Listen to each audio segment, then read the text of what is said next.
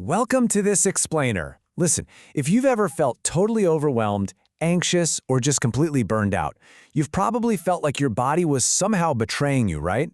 It's incredibly common to view our own biology as the enemy when we're stressed out, but today, we are going to undergo a massive paradigm shift. We're going to completely rewrite that old narrative together and decode the hidden, highly intelligent logic of your nervous system. So let's start with a foundational truth here. Stress is not just in your head, it is a whole body regulation strategy. I really want to validate your personal experience right out of the gate. If you're feeling stressed, you are absolutely not experiencing a psychological failure. You aren't just making things up, and you definitely aren't overreacting.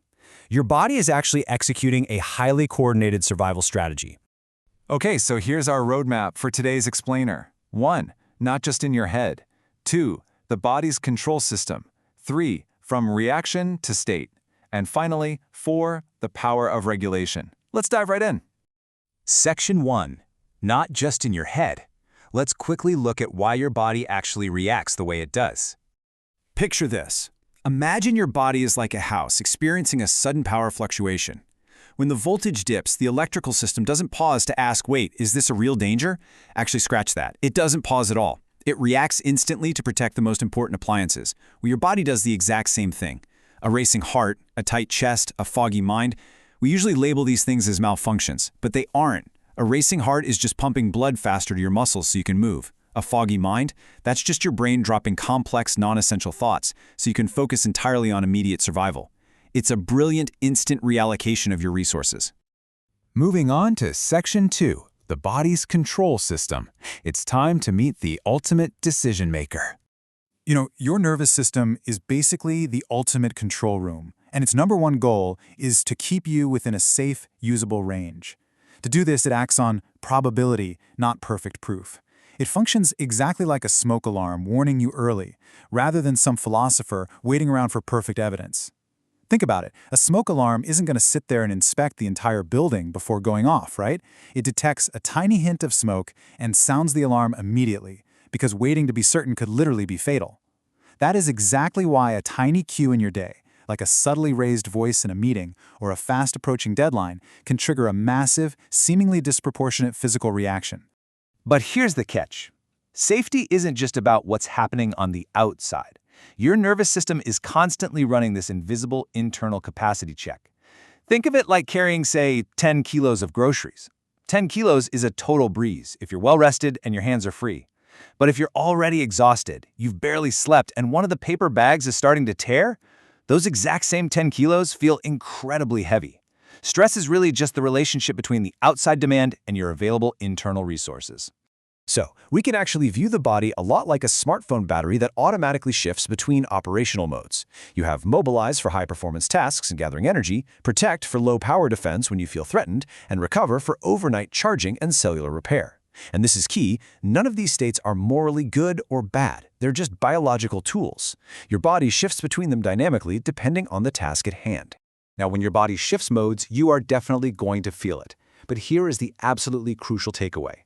Those physical feelings of stress are really just warning lights on a car dashboard. A warning light tells you the system shifted.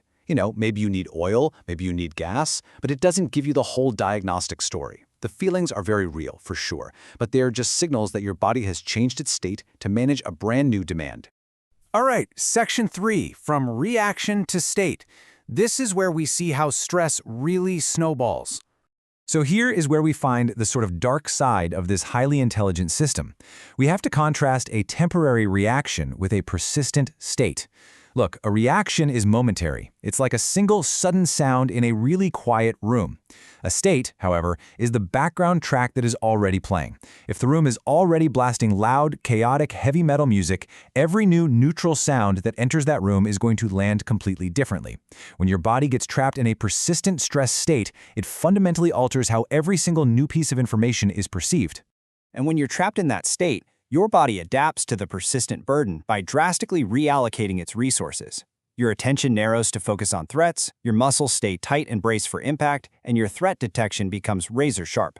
But wow, this readiness is expensive. To afford it, your body sacrifices repair. It delays your digestion, it makes your sleep a lot lighter. It's literally prioritizing short-term survival readiness over your long-term health. And here is how that snowballs into a really tough biological trap. Imagine getting a super demanding email from your boss. Boom, that's a clue from the outside world. Your body immediately enters a stress state to give you the energy to handle it. But here's the catch. The very next clue you receive is now interpreted through that stress state. So a totally neutral comment from a coworker suddenly feels like a personal attack. The stress feeds itself. And guys, this isn't because you're weak. It's because a stress state changes the entire meaning of all incoming information. Which brings us to the heavy biological cost of chronic stress. Acute stress is actually incredibly helpful. It's like turning your headlights on to drive through a dark, dangerous stretch of road. You absolutely need it to navigate safely. But chronic stress? That's like parking your car in the garage and leaving those headlights on all night while the engine idles. Eventually, the battery just dies. What was initially a brilliant, helpful survival state becomes an incredibly expensive drain on your physical and mental energy. And that brings us to Section 4, the power of regulation. Let's talk about safely guiding the system. So, how do we actually turn off those headlights? First, we really have to realize that regulation does not mean violently forcing your body to calm down. Have you ever tried screaming at yourself to just relax? Yeah, spoiler alert, that is a 0% success rate. Forcing yourself to relax is like violently yanking a steering wheel while you're speeding down the highway. True regulation is safely and gracefully easing the car into the right lane. It's about giving your nervous system enough consistent cues of safety, rhythm, and support so it can naturally update its guests and realize, oh, okay, the danger has actually passed. And this brings us to the ultimate, empowering paradigm shift of our entire explainer today. Stress is not proof that your body is failing. It is proof that your body is working.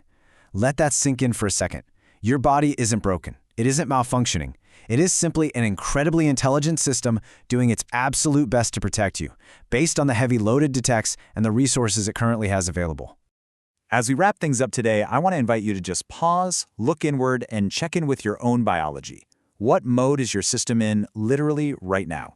Are you mobilizing for a threat, protecting yourself from one, or are you actually allowing yourself to recover? The next time your heart races or your mind gets foggy, instead of asking, "What's wrong with me?" ask yourself, "What is my body trying to protect me from?" Because by asking that simple question, you stop fighting your biology and you finally start working with it. Thank you so much for joining me to decode the nervous system today, and I'll see you in the next explainer.